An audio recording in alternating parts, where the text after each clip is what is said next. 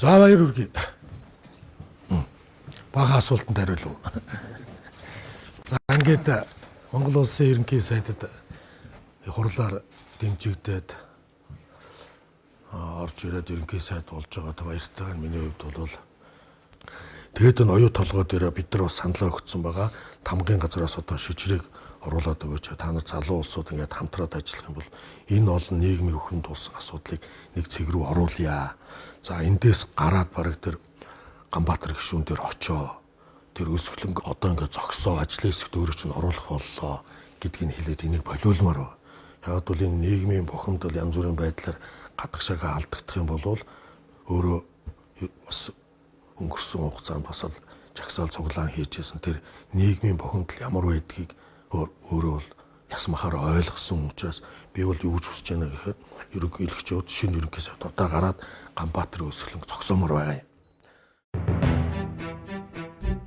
За ингээд ерөнхийдөө асуудал бараг шийдэгдэж ажил цэгцрэх шиг боллоо. Гэхдээ тайвширч болохгүй. Сүүгийн бүлэг чадлаараа л гацаах гэж үзнэ. Эренбэрэн жагсаавал эхлээд сүү батулд тэгээд хотгор хүрлээ. Дараа нь сэлэм төгжил гэж явсаран байж нэг юм оюун эрдэнэ сайд дээр очино. Тэгэхээр бүх юм буцаад эргэжч мэднэ. Хамаг учир мөнөөхөн сүүдэл байна. Өсөж даарч үзээгүй хүн ийм юм ойлгохгүй л дээ. Эдгээр тансаг харш буудлыг та нар минь нэг сайн хараарай. Мөнөөхөн сүйтэй холбогдоод байгаа харш шүү дээ. Ийм тасархай баян хүнд тэр босоо гамбаагийн өсөж даарх хэрн ямар Үхэл үхнэлвэз үхчээсээ мөн хүүр гэж л бодно. Ер нь бол энэхүү тансаг орд харшвал мөнөөхөн сүүгийн хилээд байгаа түрээсэлд суудаг байрч биш хөлслүүлж мөнгө олдог өөрийнх нь хөрөнгө гэсэн сураг сонсогдоод хэллээ. Нийт өртөх нь 2 тэрбум доллар гэхээр нь гайхаад байсан ч бодоод үзвэл далайн эрэг дээр ийм гоё байршилд зөвхөн газрыг нь худалдаж авахтал тэрбум доллар элбэг гарна. Тэгэхээр тэр 2 тэрбум доллар бол багцаатай л гэсэн үг. Тэгээд энэхүү буудлаас өдөр бүр 7 сая төгрөг олдог шиг нэг юм сонсогдоод байгаа. Доллараар бодвол хоногийн 2000 орчим ногоо юм уу да. Жухам нэг өрөөнөөс үү нэг хэсэг өрөөнөөс үү гэдэг нь одоохондоо тодорхой биш байна. Явандаа тодорхой. Юутайч монголчууд гадаадын хөрөнгө оруулагчдыг гойх биш. Бүр гадаадад хөрөнгө оруулдаг болчихсон нь бараг тодорхой болж байна. Тэгэхээр бид одоо юун яасан оюу толгойн хөрөнгө оруулагчдыг царайчилж гойх. Бодоод үз. Оюу толгойн анхны хөрөнгө оруулалт нь 2.4 тэрбум доллар хэмээн яригдж байтал Санжийн баяр гэж нэг юм гэрээг батлахтаа 4.1 тэрбум доллар болгон өсгөөд оруулаад ирснийг санаарай. 1 тэрбум 700 сая долларыг нь хувааж авсан нь ойлгомжтой байгаа биз? Энэ мэтээр л Монголын мөнгө гадагшаа хулгайлагдсан гарсаад дотооддоо биш гадаадд хөрөнгө оруулалт болон дарахж тэр мөртөө далайн эрэгт орд харш болон хувирсан нь ойлгомжтой байна. Өмнө нь Борогоолдын 30 танаалтаар хармаагаад үргэсэн сүү ботолд ийм газар тийм хөрөнгө оруулахгүй юм бол өөр хэн оруулна гэж.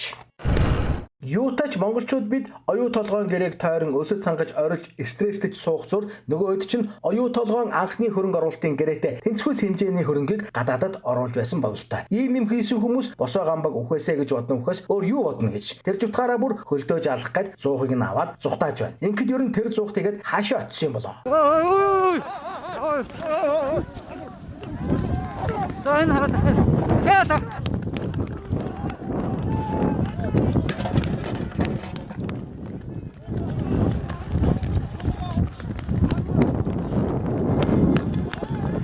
Ингээд суухаа болчдөг юм байна. За зэн ийм л болчдөг юм байна.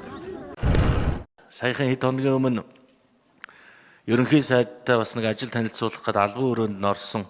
Өрөө нь нэлээ хүүтэн нэлээ жоохон суусан чинь жоохон жиндэх маягтай тийм л өрөөнд одоо ерөнхий сайд маань сууж илээ жишээлбэл.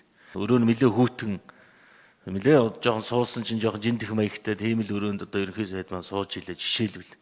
За юутач эзэн нь олдлоо. Мөнөөхөн сэлэм төгжлийн өрөөнд л байгаа байх нь. Нарга наадам шиг санагдах хэдий ч энэ зуухны хэрэг бол бодитоор өнөөдрийн Монголын төр засаг төрийн албан агчдын үнэн төрх. Тэд ард иргэдээс ингэж л юмыг нь булаадаг, тэгж л хулгайлж дээрэмддэг. Газар нутаг мөнгө төгрөг бизнес 8 ер нь байж болох хүнийг нь булаана. Одоо бүр байж хаад төрийн цагдаагаараа төмөр зуухыг ч голохгүй булаалгаж байна шүү дээ. Юутай харгас юутай бузар хүн хогнууд гэж вэ. Цаад санаа нь хөлдөөд өгчөөсэй л гэсэн хэрэг шүү дээ. Ингэж дээрлэх гэж болдгийм үү? Чингис хаан ч гэсэн бус орныг эзлэхдээ 5% л авч ирсэн байхгүй, бусдын ард түмэнд нь өгчсэн байхгүй.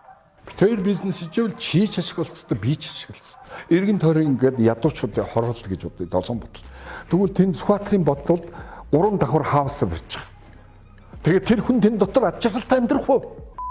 Тэр феодалын нийгэм өөрсдөө хошногруулж ирэх. Тэр гоёнууд очиод одоо халуун савда өдөр болгон ээлж гаргаад хөрхи Ганбаатар сайхан сүтээ цаа мах цаах банш бууз чанад эргэж очих хэрэгтэй. Ийм л байна. Ард түмэн хэрэг дээрээ үүнийг л хүсэж байгаа. Тэр феодлын нийгэм өөрсдөө хошногруулж их. Тэр феодлын нийгэм өөрсдөө хошногруулж их. Өссөн газар төрсөн нутгийг нь хулгайлцаараад тэр мөнгөөрөө дэлхийн баяжууд цугладаг Пүкетэд хөрөнгө оруулчихад бас болоогүй. Улсын хуралд орж суух мөртөө төрийн эргэлт хийж төр засгийг нь огцруулж наригдаг ийм даварсан хулгайчуудыг бид тэсээд суух юм уу? Та бүхэн сайн бодоорой. Ард түмэн бидэнд элбэг хангалуун сайн сайхан амьдрах боломж байна. Гэвч энэ муу сайн феодлууд л үүнийг тас хориглож муухай авилгачтал Монголыг мөхөөж байна. Одоо та бүхэнд юу ойлгогдож байна? Эрх мэдлэгнүүдийн гэмт үйлдэлийг илрүүлсэн ганцхан тодорхой жишээ дурдахад тодорхой албан тушаалтнуудын 4 их 80 орчим төгрөгийн мөнгөн дүн бүхий гэмт хэргийн шинжтэй үйлдэлүүдийг илрүүлээд байна. Цар тахлын үед офшор бүсээс оруулж ирэх хууль бус хөрөнгийг өрөх бүрд 1 сая төгрөгийг үндэсний үйлдвэрлэлээр дэмжин олгох санаачдыг гаргамагц сангийн сайд нь офшор бүсээс хууль бус хөрөнгийг оруулж ирэх үйл ажиллагааг ил цагаан эсэргүүцээд байгааг ойлгох ухаан хайрлана уу?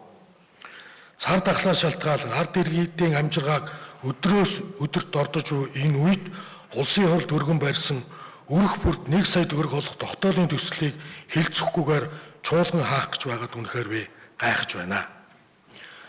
Үүнтэй холбогдуулан ээлж бус чуулганыг би зарлан хуралдуулах болно. Зөвхөн энэ асуудлаар.